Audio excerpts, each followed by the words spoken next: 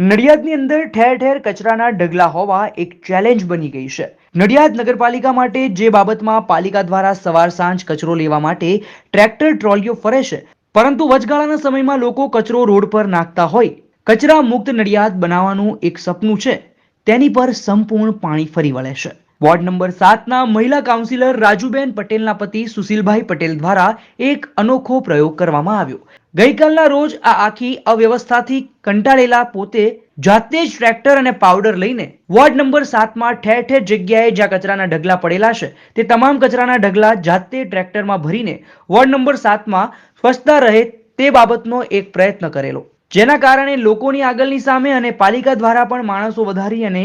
સ્વચ્છતા રાખવા માટે જે તાકાત લગાડવાની છે તે તાકાત લગાડે અને નડિયાદને ગંદકી મુક્ત બનાવે તેવો એક પ્રયત્ન હાથ ધરાયો હતો.